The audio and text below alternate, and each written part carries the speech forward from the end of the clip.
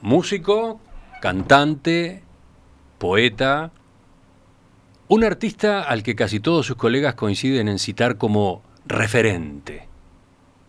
¿De quién estoy hablando? De El Darno.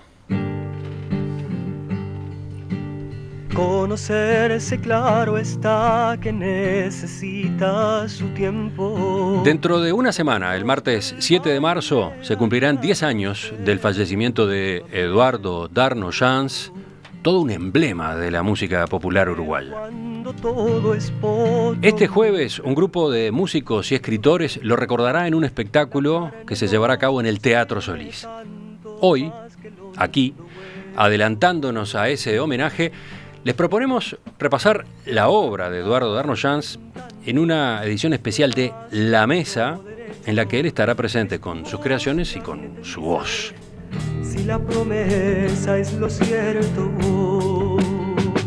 Para conducir esta mesa, me acompaña aquí, a mi izquierda, Pablo Ismirlian, editor de enperspectiva.net, responsable del programa Canciones Nuevas por En Perspectiva Radio. Buenos ¿Qué tal, días, Pablo? ¿Cómo estás, Emiliano? Estos no son tus horarios, pero bueno, el profesionalismo te impone. Impone el madrugón. Bueno, ¿y quiénes son nuestros invitados? Silvia Sabaj, docente de literatura, autora del libro Oficio de Surcidor, un acercamiento crítico a la poesía de Eduardo Darno Jans. Silvia, bienvenida. Hola, buenos días. Carlos da Silveira, guitarrista, uno de los músicos que acompañó a Darno Jans en buena parte de su carrera, desde Tacuarembó mismo, ¿no? Integrante también de Los que iban cantando, como los oyentes recordarán. ¿Qué tal, Carlos? ¿Qué tal, Emiliano? Muchos años. ¿Cómo te va tanto tiempo? Sí, la verdad. Andrés Torrón, músico, guitarrista, escritor, periodista, autor del libro 111 Discos Uruguayos. Buen día, Andrés. ¿Qué tal? Buen día. Y finalmente otro nombre de la casa, Eduardo Rivero, músico, escritor, periodista, colaborador de En Perspectiva, responsable de Ecléctico, el programa que se emite todos los lunes después de las 11 por En Perspectiva Radio. ¿Qué tal? Bueno, buen día, saludo Eduardo. Para ti y un saludo para los invitados, grandes amigos, así que bueno. ¿Estás cómodo? Estoy cómodo totalmente, y más del tema de que se trata, ¿no? Ya, entonces vamos con la primera pregunta, Pablo. Y para él. Para romper el hielo, vamos a empezar con Eduardo, que es justo decirlo y acreditarlo, es el autor intelectual de esta mesa. Fue el que hace un tiempo propuso que se venía esta fecha y que sería lindo. Sobre todo, él había participado de otras mesas especiales. Si recuerdan, una que dedicamos a los Rolling Stones, otra que dedicamos a Cita Rosa. Y el Nobel de Dylan también. A la del Nobel de Dylan. Sí. Entonces, Eduardo, ¿por qué te parecía que valía la pena hablar hoy de Eduardo Darno Jans? Bueno, las cifras redondas siempre llaman, ¿no? 10 años de su muerte, como pasa con todas las grandes figuras. Más se aleja la fecha de su muerte, más se agiganta su figura, más se habla de él. A medida que han pasado los años, cada vez se habla más. Es una referencia para los que, bueno, fuimos contemporáneos suyos, los que tuvimos la suerte de hacer cosas con él, los que fuimos sus amigos. Acá tenemos a Carlos da Silveira, que lleva una vida de amigo del Darno. Yo tuve nada menos que 36 años de amistad con el Darno.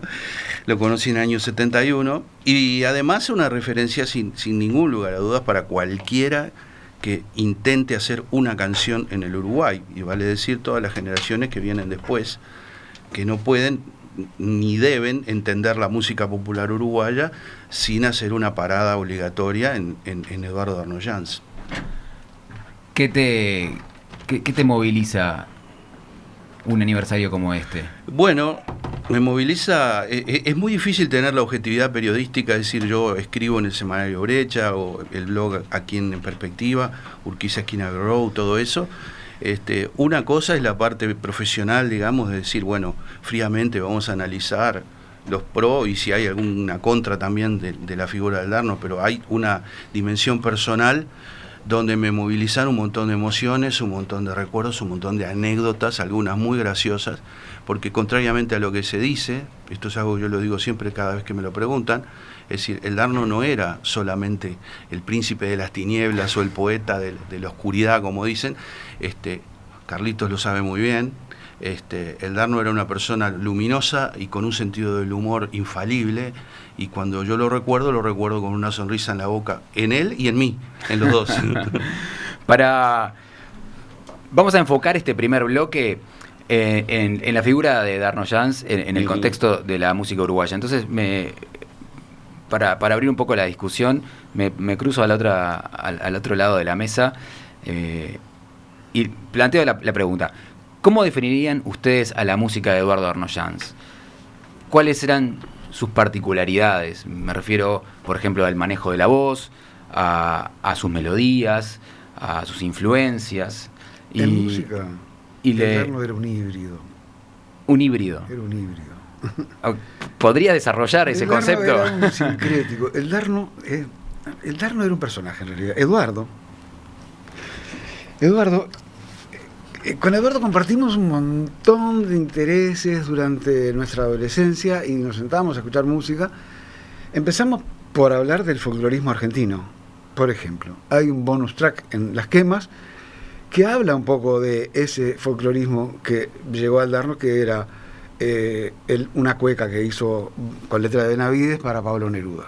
En épocas oscuras, por lo tanto, esa canción quedó fuera del disco Las Quemas, porque el disco Las Quemas salió en la dictadura. Luego hay unas milongas perversas, como las llamaba el Bocha, que hacía el Darno. Una de ellas es Historia del Desafío Más Alto, que habla de alguna manera también de las influencias de Eduardo a nivel literario, porque habla de un episodio en el Adán Buenos Aires de Leopoldo Marechal, que fue un libro como de cabecera en aquella época de todos los que rodeábamos al Bocha, y Bocha, Washington Benavides. Entonces, el Darno es un libro porque un poco estaba el folclorismo argentino, que fue lo que nos juntó en el colegio cuando éramos chicos. Luego empezamos con el sarpullido, con el sarampión de la música británica, el rock inglés, que derivó hacia lo norteamericano, hacia la canción protesta, como se llamaba en aquella época. El Darno cantaba en vivo canciones que hizo populares Pete Seeger. Por ejemplo, cantaba en un festival de Tacuarembó, cantó We Shall Overcome, que era una canción del movimiento de derechos civiles en Estados Unidos, o sea, no seremos vencidos, no nos vencerán, etcétera, ¿no? Que la cantaba en inglés y al mismo tiempo hablando, la traducía al español, en Tacuarembó en 1969. Digamos que Tacuarembó no era un pueblo particularmente afecto a los movimientos civiles, el pensamiento de alguna manera, ni digamos de izquierda, disidente. Pero además el Darno Eduardo era comunista desde los 15 años, afiliado a la UJC, por su madre, Alicia. Sí. Entonces, también está la vertiente de la música británica y el tropicalismo brasilero, que nos pegó porque vivíamos cerca de la frontera y nos llegaba a través de la prensa brasilera, de las revistas de música y de los discos que conseguíamos allá. Muchas veces comprábamos discos de Dylan que acá no se editaban en Libramento. O sea, en Santana comprábamos discos de Dylan que acá nunca se editaron. Bringing It All Back Home, por ejemplo, es un disco que lo tuvimos cuando se editó en Estados Unidos. Nunca se editó en Uruguay. La ventaja de estar cerca de la frontera. La ventaja de ser medio brasilero. Sí. Y además otra cosa, en poesía también, el tropicalismo le dio a Eduardo, de alguna manera, una cantidad de elementos que después empezó a usar, que fue el uso de la sonoridad en la poesía extrema, incluso algunos experimentos como para Gardel y Lepera, que es un fragmento de Sus ojos se cerraron y el mundo sigue andando, que se produce una especie de sustracción y adición, al igual que una canción de Silvato Gil que se llamaba Bach Macumba, que era también una canción en la que se iban eliminando sílabas y era más bien gráfico, pero lo cantaban los Mutantes. O sea. Andrés, ¿cómo definirías la música de Eduardo Darno Jans? Bueno, yo creo que lo que pasa con Darno Jans es lo difícil que es de definirlo, ¿no? Lo difícil que es, por ejemplo, si uno hace un artículo de él, sobre él, decir el Darno era tal cosa, o compararlo con algo, porque tenés a Dylan, tenés a Leonard Cohen, que me parece que son influencias muy grandes, pero también tenés ahí a Citarrosa, por ejemplo.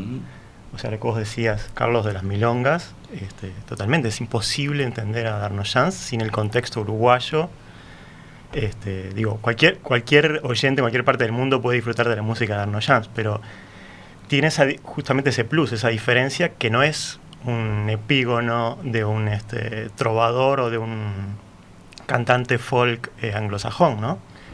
Por más que está ahí Donovan, por más que está Cohen, por más que está Dylan, también está Osiris Rodríguez Castillos, y está la música francesa también, por ejemplo, que es una influencia, me parece, enorme, ¿no? Antoine, claro. Y todo eso no es que sean pedacitos juntados, hacen algo totalmente único, ¿no? Porque está la poesía, ya sea propia o todos los textos que musicalizaba el Darno, están las melodías increíbles que hacía Darno Jans, por lo cual recordamos tanto sus canciones, pero está esa cosa única que aparte es un camino como único en la música uruguaya, ¿no? O sea, no... Digo, pareciéndose tantas cosas, no se parece a nada. Silvia, ¿cómo lo ves tú? Si me permitís. Te permito, claro. Bien, te voy a decir cómo lo veo. Trajo un librito con muchas marcas. Tocó tu mano el lento duelo que venía por mi sien, y un soplo de luciérnagas me vistió con tu desnudez. Yo sé en tu pecho cierta luna desdoblada, y supe un ámbito de no morir. Me va llegando desde siempre, humedeciéndome la sed, apalabrándome el espanto y sangrando lo que lloré. De aquel silencio hasta el profundo liso de tu espalda, caminé por lo que soy. Después de esto, no más palabras. Cerramos el programa. No. Muchas gracias por esta mezcla. vamos. Frisón total. Esto te demuestra lo que es el Darno. Es poesía del más alto nivel, ¿no? Cuando uno se enfrenta a una canción y el texto se defiende de esa manera, ¿no? Creo que no hay más palabras. Darno Jans es un poeta, creo que de lo más alto que tenemos acá. Pero tú, si bien tu foco está en los textos, ¿cómo disfrutás de su música? ¿Cómo la vivís? ¿Cómo te relacionás con ella? Bueno, la música del Darno está entretejida a lo que es mi vida, ¿no? Yo escucho al Darno desde que tenía 17 años y ya estoy más grande. y es toda la vida, o sea, es como... Mis hijos crecieron también escuchando el Darno, bailando el Darno, o sea, y lo que hice cuando empecé a investigar esto ya hace más de 11 años, empecé por facultad a investigar la poesía. Mi trabajo, yo soy profesora de literatura, trabajo en secundaria con los chiquilines, los textos de Darno Jans, y ahí me di cuenta de este valor impresionante.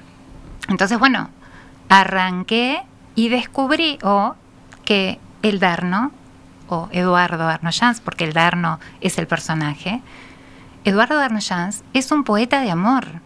Cuando uno dice, he escuchado el Darno y te querés matar, o qué depre, porque hay gente que lo dice, yo me di cuenta que los textos propios, no cápsulas, no, qué sé yo, Manuel Flores va a morir, no, los textos propios de él son textos de amor, es poesía de amor.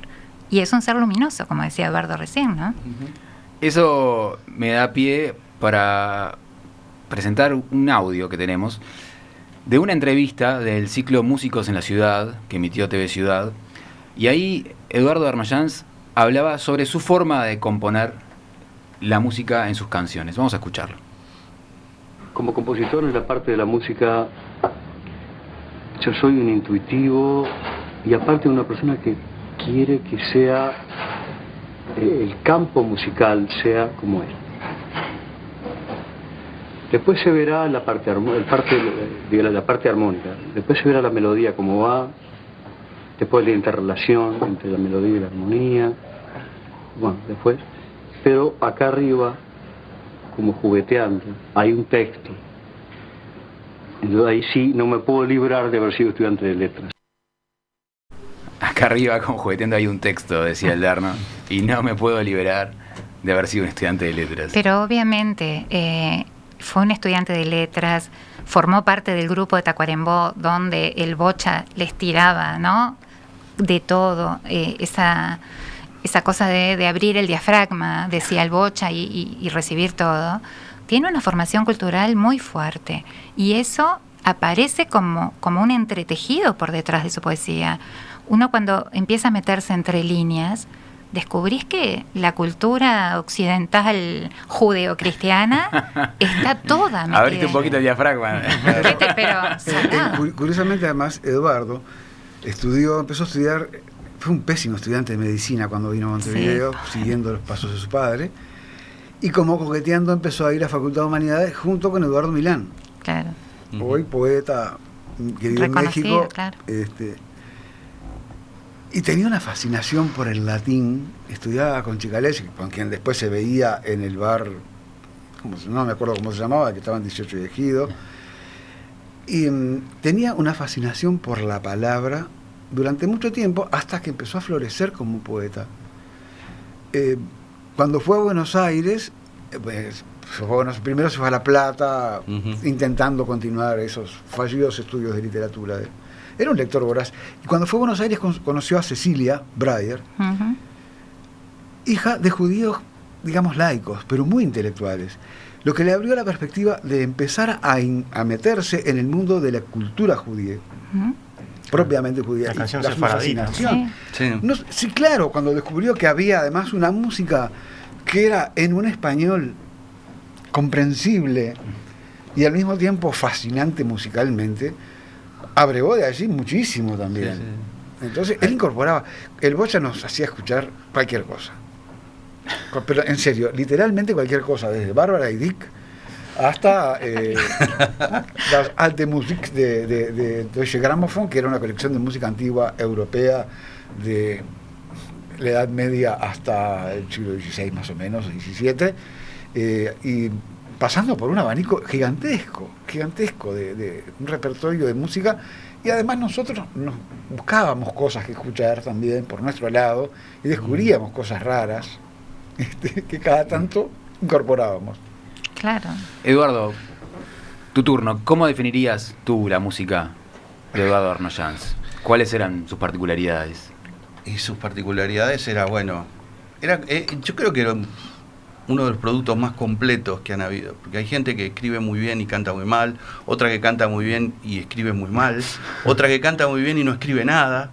No, él lo tenía todo. Él tenía una voz de baladista bellísima, sobre todo en sus años juveniles, digamos, cuando el viento de la vida todavía no le había afectado las cuerdas vocales, digámoslo así. Era un melodista maravilloso. Hace pocos días, charlando justamente con Fernando Cabrera, me decía: ¿vos viste el melodista que era el Darno? Carlitos lo sabe bien. El Darno no utilizaba estructuras melódico-armónicas complejas, digamos, en la guitarra y eso para hacer las canciones. Pero eran bellísimas las melodías a partir de fórmulas tal vez simples, ¿no? Y después, bueno, ya lo ha dicho ella perfectamente, como letrista, a mí es el letrista que más me conmueve de todos los que han pisado como diría Sánchez Padilla, este bendito país, ¿verdad? A mí es el tipo que más me conmueve. No tiene una producción demasiado amplia, porque él explotó tarde como letrista. En su cuarto disco recién realmente aparece una producción abundante, digamos. En el Sansueña mismo, que es un disco referencial, etcétera, etcétera, hay prácticamente dos letras de él nada más. A partir de Surcidor sí aparecen cosas bestiales como Pago, por ejemplo. Así que yo creo que era un artista completo en ese sentido. Lo único que no tenía era guitarrismo. Él tocando la guitarra le pegaba como una bestia. Yo lo defiendo al Darno. ¿Sí? ¿Te parece? Sí, era un experimental además como guitarrista. Lo vi hacer cosas maravillosas como tocar en un local que quedaba en la calle Colonia, si mal no recuerdo, y Rondó. Tocaba una canción medieval acompañado por su guitarra percutida con unos lentes de sol. ¡Qué grande! Era un guitarrista muy básico, pero tenía cosas interesantísimas como guitarrista, no del guitarrismo, sino de los inventos que hacía. Él, a Bernardo y a mí, nos indicaba muchas veces qué hacer cómo tocar ciertas cosas.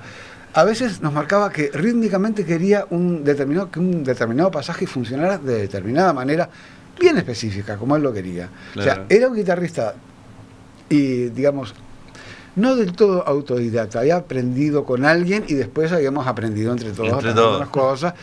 Él nunca después no estudió más guitarra, después con lo que sabía le alcanzaba, y con lo que robaba de los otros le sobraba. Entonces, yo creo que él no era un guitarrista virtuoso, pero para acompañarse funcionaba muy bien. Las actuaciones de él solo eran de una intensidad a veces impresionante.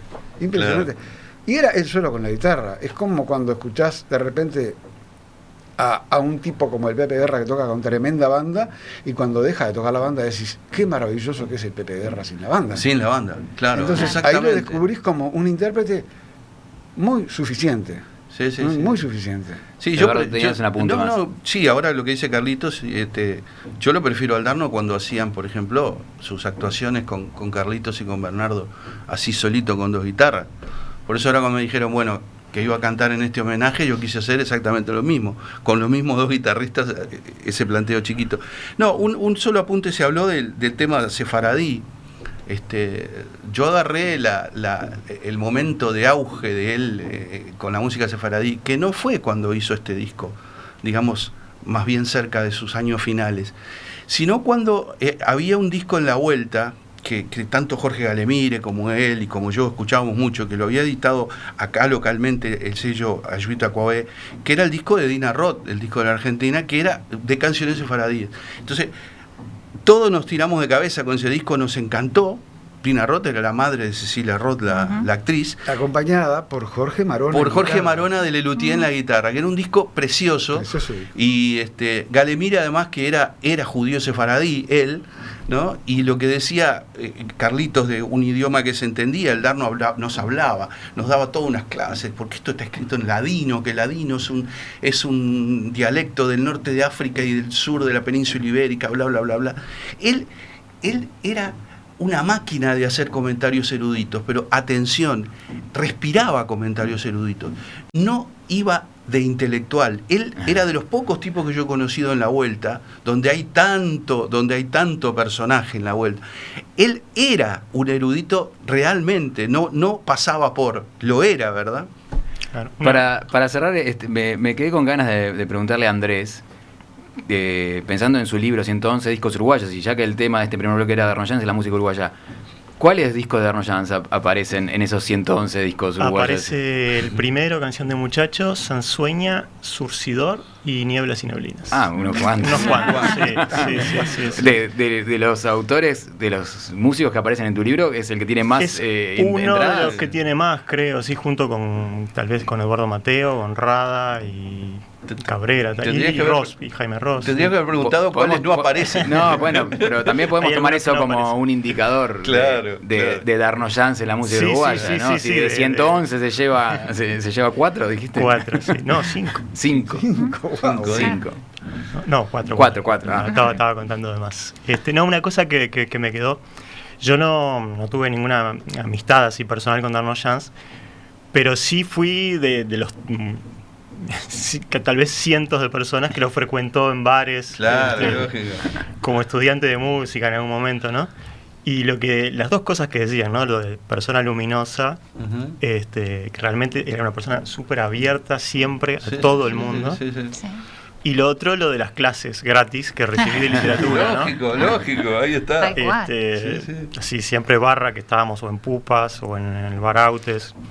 Y Darno Jans nos veía con guitarras y eso, y se sumaba a nuestra tertulia.